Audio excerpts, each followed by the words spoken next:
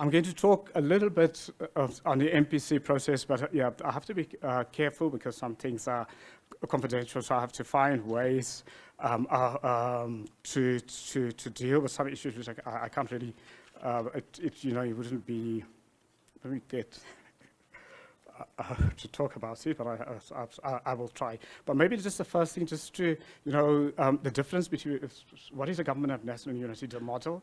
I worked on the model, and incidentally, as the MPC, we'd actually did the scenarios of how possibly long beforehand, what are the whole spectrum of coalitions possibilities. And so on, and also the possibilities of a coalition which excludes the ANC. I put something together on the Bennett coalition in Israel, which could have been a possibility if the MK and EFF were not so far away from the DA and IFP. The Bennett coalitions in 2020 in Israel, they had an Arab party and two Zionist parties. And these kind of outlier parties were only there to get them into government, but they were not forming part of the government except for the Arab party. So, the different permeations. So we did all of those different permeations of what would be possible after the election. So in a sense, the group theoretically, as a group and individual parties, were prepared for different scenarios and how to engage with different scenarios. Obviously, I've written about a GNU and made a call in the Sunday Times in 2020, 2019, quite early on. I have a foundation, the Democracy Works Foundation, which our role is really, and I feel so strongly about Government of National Unity that I actually set up 10 years ago a foundation just to build Government of National Unities in Africa. So we've worked on a couple of them, and so on, as a model in a diverse society. Now, the difference between a normal coalition and a Government of National Unity, a Government of National Unity really is the idea to bring a diversity of parties and a diversity of capacity and energy and ideas in a country together to deal with a country's problems. And often one gets to a Government of National Unity model when a country is in deep crisis, when one political party or one leader or one group alone cannot resolve the complex issues. So, South Africa is at every level, we in a country in deep crisis. So that is why the model is important. A normal coalition would just be you get a majority and you govern, whereas in a Government of National Unity. So I want to make an argument, even of pushing the Government of National Unity model in ways that is different. To include also the non-state sector. So to include civil society, include business and professionals. And I'm going to come back to that, how would it be working. Now, the fundamentals of the model as it is now, and obviously somebody suggests the things I'm talking because I was also played an advisory role to the MPC group that were negotiating to get into the Government of National Unity, whether it's an IFP or DA, and so on what is possible, and so on. So the first part of it really is to differentiate a GNU from a normal coalition. The idea of power sharing, so the power sharing is very, very important. So the ANC may have a majority within that group, but it is in a GNU is not 50+ decision making, but it's consensus decision making. So a quite important thing. Now, unfortunately, our culture, the ANC's culture for the last 30 years, has been a majority decision making culture. Now, the majority decision making culture is totally different from a consensus decision making, because if you're in a majority decision making, when you have the majority and somebody differs from you, you assert your position. Whereas in a consensus, you don't assert your position, you actually compromise. So in a consensus, almost everyone compromises at the end of the day. No one gets what they want. fully. And that is the beauty of consensus. But the thing about consensus, and what is so exciting about consensus decision-making, when we talk about economic miracle societies since the Second World War, and whether in the developing countries or whether in the West, it's all being consensus-seeking growth. So growth, largely sustainable growth for long periods in the world since the Second World War, the last 100 years, has actually been mostly based on consensus decision-making, whether it's in Germany or Japan after the war there, whether it's in South Korea, whether closer to home in Africa, Cape Verde, or whether it's Mauritius, consensus decision-making, so different from majority decision-making. Now, the thing about the consensus decision-making, and that is, for the people I'd advise, is generally why for me it was a big thing for them to try to force that idea to make it a binding, because the two things about consensus decision-making which makes a difference. It forces, by default, every political party, and it forces government to always make decisions in the public interest of the country, not in the interest of the individual party. So it's very, very important, because if we want to get growth, if we want to deal with our issues, we have to make policy decisions, whether it's economic policy decisions or foreign policy decisions, in the public interest of the country, not in the interest, because political parties have different interests to a state. It's not the same. So the ANC's interests, or Ramaphosa's individual or political interests, are not the same as the country's, as the public interest. And I know it's been very difficult culturally, our political culture for the last 30 years. People have conflated the ANC's interests with the country's interests or the public interest. It's not the same, or often other political parties also, sometimes opposition parties, think that their interest is actually the country's interest. It's not the case. That's a different thing. If you make a decision in what is the country's interest, it's totally different. And so the beauty of consensus making, consensus decision making, is actually, it forces at the end of the day, when you have to make a decision, and it's a complex decision, it is, what is in the public interest, and, what is for growth, it's going to drive growth. And so on. And that becomes the thing. And the second thing about consensus decision-making in a diverse society with our kind of past, I mean, we've got a lot of our political parties and our political positions, and even our economic views are based on the past, not based on the present, and not based on the future. So we make our decisions, and that unfortunately undermines our growth. It's a binding constraint on growth. I mean, I work on a report, and if you want to have a look at it, the 2006 UNESCO report on inequality in the world. So I was advised on that report. We looked at, UNESCO looked at every country in the world outside the war-torn countries, and there was something interesting about countries that like South Africa, where present decisions are based on the past. It really is a constraint on growth. So in order to get the growth, one almost have to suspend the past to focus more on the future. And so in our politics, almost understanding the past is with us, and it's always going to be with us. But in order to make the decisions for the future, we have to almost suspend the past in order to think clearly about the present and the future. And it's quite an important turn to get the growth that we want. So that obviously demands a different kind of leadership, much more mature leadership and so on, and much more grown-up leadership, because one has to suspend perhaps your own cultural view and your own sort of the things that you're used to politically, you grew up in politically and so on, in order for the greater good of the country and for the children of the country of the future, and think that way, and so on. And then the exciting thing about consensus-driven decision-making, it actually often forces one to do that. How does it force one to do that? Is when different parties with different views, from different ideologies, sit down and you say, we differ on this decision, it has to be in the public interest.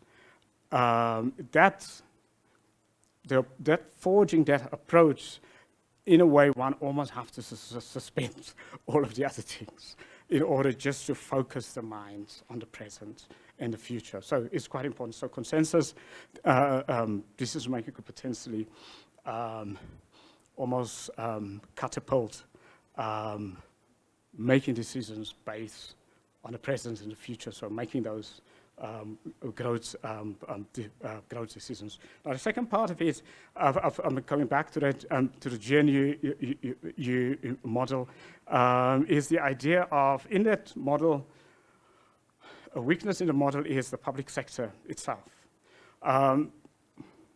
Now, you would have read in many countries when they put together national coalitions in the West, sometimes negotiations goes on for like 6 months, 9 months, and so on, but the state functions. Now, why does the state function? Because the public sector is professional.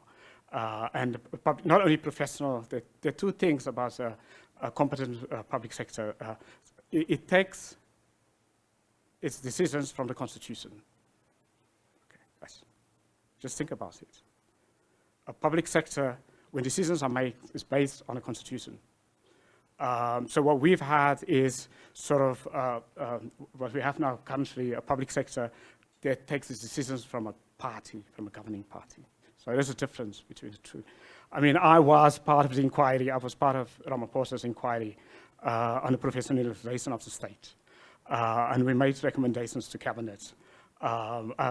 So, I mean, the GNU is going to fall on or perform based on whether they could overnight could actually get the state to function competently, given the state's culture of a culture that is influenced by the by the governing party, by the ANC. So why do I say this? We as a country, we become a party state where the ANC party has become intertwined with the state. So the ANC's culture is also become part of the state culture. So the ANC's culture has been very toxic as a party, and the state becomes very toxic and so on. So, but there's only a 5-year cycle. So how if it's, from a GNU point of view, whether they can actually bridge that gap as quickly as possible to deliver, or if they can't bridge the gap, to bring in the non-state to deliver. So in parts of, there may have to be agreement to say there are parts of the state that cannot be changed in the next 5 years. Give up on it. And then focus on the core parts that's going to deliver growth, and maybe bring in the civil societies and business to deliver the other parts, to deliver public services, while there's work done to try to turn around the state. So again, there would be typically pragmatic decisions to be made, and grown up decisions to be made, and decisions based on the present.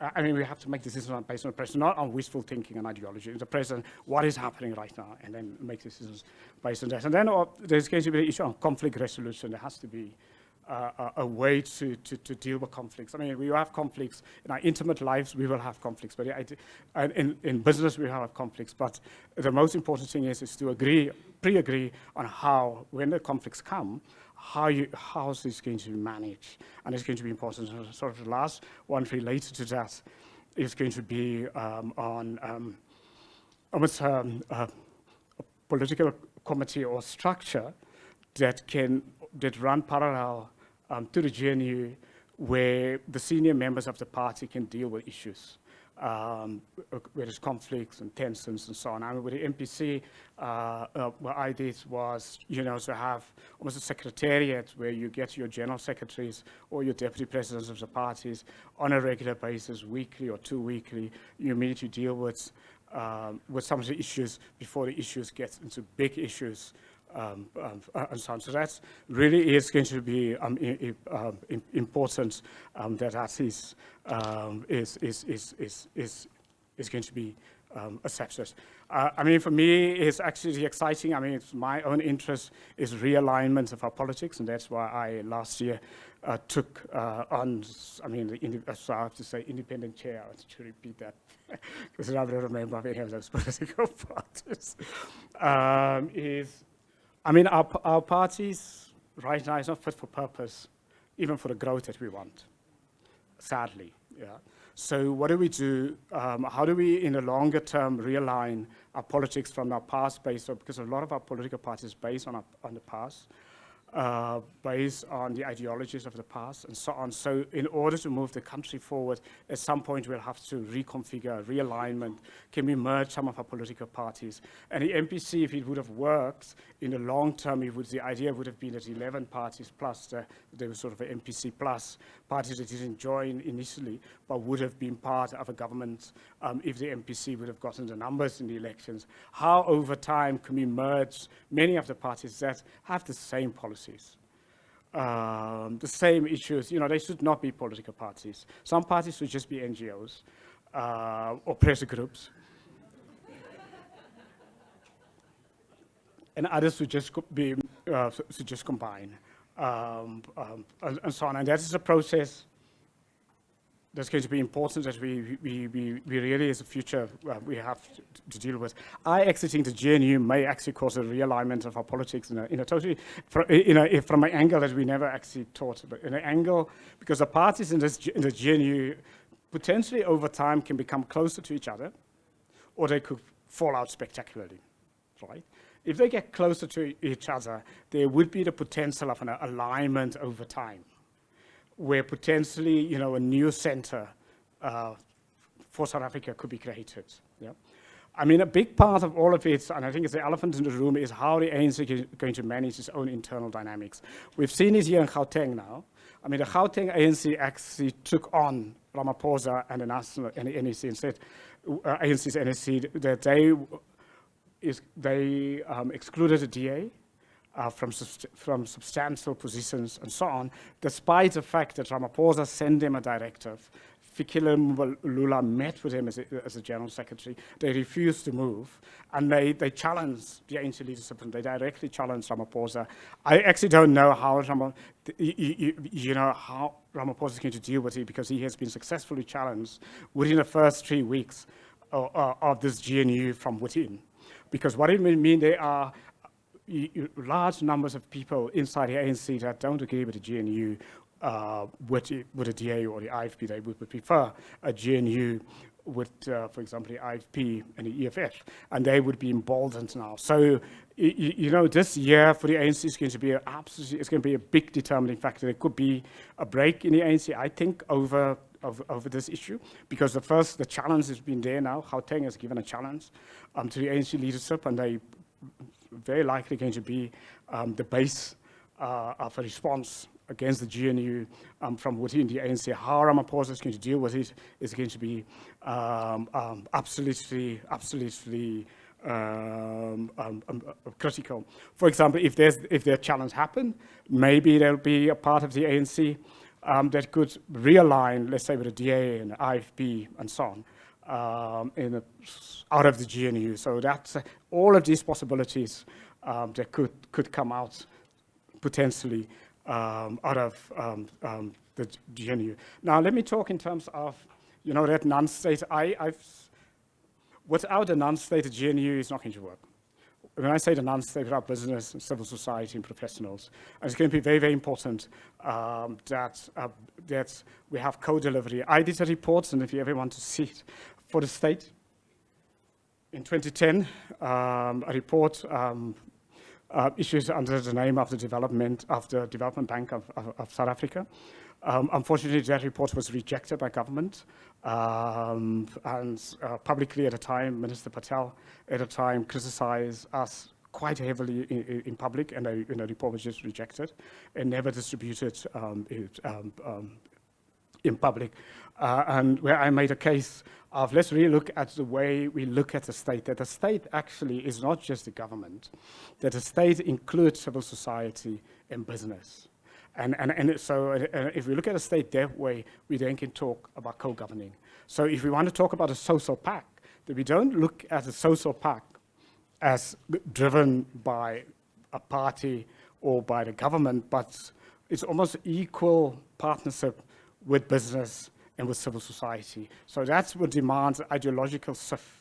If you look at it that way, because then we would be able to bring in the energy and the ideas and resources from the non-states. Because right now in our country, present, realistically, the ideas, the energy, and the intellect, and the resources sit outside the state, the non-state. I'll just give you an example. I mean, just let's say negotiations, let's say foreign policy negotiations. Say let South African government negotiate, let's just say with China, on a trade deal. Often, in many of these negotiations, the state negotiators are often not well capacitated. And I've seen it because I have been asked occasionally by the states to, to provide support in terms of mapping, mapping our interests and mapping other countries and so on. So let's just say in the negotiation with China, South African government with China, I mean, there are many South African companies that engage with China. I mean, have won some of this, dominate or got an entry into some of those markets. So, if we then think of the state as bigger, those individuals would be then part of that negotiation delegation. It's as simple as that. So then a negotiation team would not just be government, but a negotiating team would be anyone in South Africa who has actually has the expertise in that market that we're engaging with would be part of that team. And would actually even lead a team. So it doesn't mean the government won't lead a team, but it would be, I mean, if there is, let's just say Standard Bank has creamed the Chinese market, it would be one of those officials from Standard Bank who would lead the negotiations because they would know what's going on, and so on. So that's when so that's a typical, I mean, I could use many other examples, but that's sort of a simplified when I say in terms of this, we have to look at the state much bigger, and this is an opportunity now. The GNU is an opportunity for us to do that. Last 5 minutes.